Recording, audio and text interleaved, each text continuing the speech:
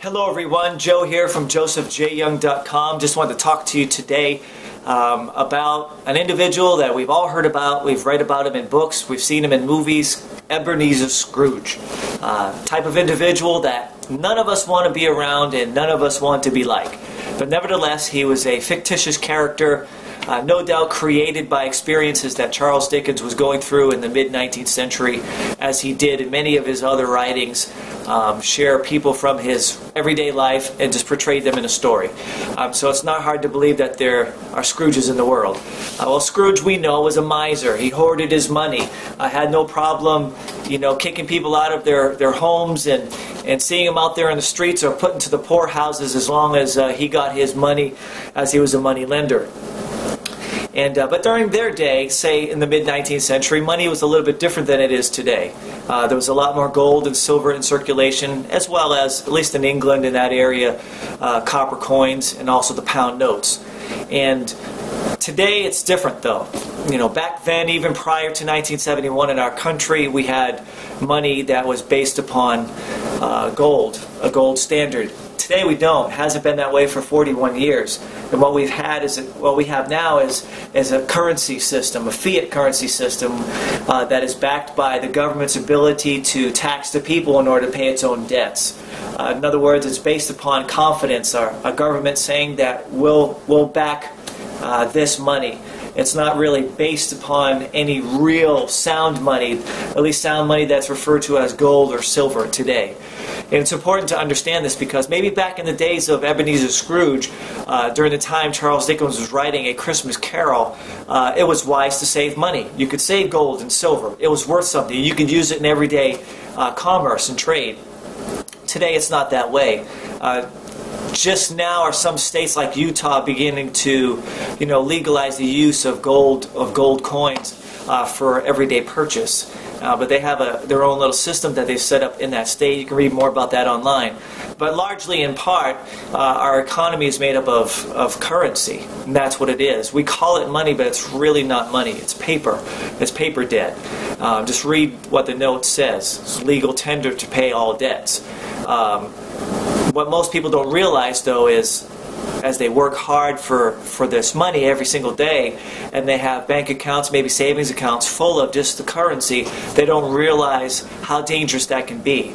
Maybe in Scrooge's day, he wasn't a saving loser, but today he would be. And everyone else in our society today would be considered a saving loser if all you're doing is saving all of your hard-earned money into an account. Now, we should all have cash on hand. Emergency savings accounts, for example, for some unexpected expenses, because they always arise. Life happens and you can't stop life. However, if that's all you have, and you don't have any tangible assets like gold or silver, oil, gas, real estate, some people even invest in wheat, just lots of things that would be considered, any source of energy, solar energy, anything that's considered a tangible asset, a commodity that's that's value. If your currency is not flowing into that, then we're all in trouble. Because our currency system right now is, if you don't know it, just looking at the world's global economics, we realize that economies they're dying. The dollar's dying. And if you don't have your money invested in something that besides the actual paper itself, you're going to be in for some serious suffering. So all I'm saying is today is Scrooge a saving loser? Well, today he would be. He would be a saving loser, and so will all of us if we don't wake up, understand what's happening in the economy, and begin to invest our dollars, our currency, because that's what it is. It's currency, and currency has to flow. It can't sit still in one place like an account and just have hordes of hundreds and millions and millions and millions of it, right? But it not go anywhere.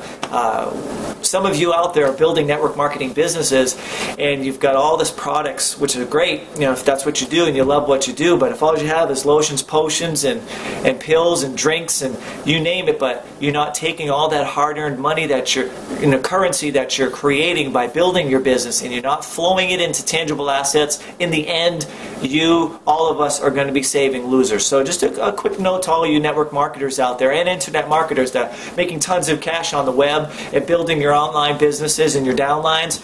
do something with the currency, or you're going to be a saving loser. Invest in gold, invest in silver, learn how to invest in commodities. A great place to find out what to do in that area, obviously, be richdad.com, Robert Kiyosaki's company, education company. He's got plenty of coaches there that can teach you how to create wealth and how to pour your currency into more tangible assets. Anyways, enough on that. Just hope you enjoy the post. If you're watching this from YouTube, join us at josephjyoung.com, and we hope you enjoy what you read there. And as well, we got some free gifts for you. We talk about, a lot of things, the gospel, and we talk about Christian finance, and we also talk about wealth creation. And part of what we're doing there is what I'm doing right now in this video is just to alarm you, to shoot up the red flare to say, look, our economy, our dollar is dying. Pay attention to what's going on. Make sure in the end you don't just have an account full of paper. God bless. We'll talk to you soon.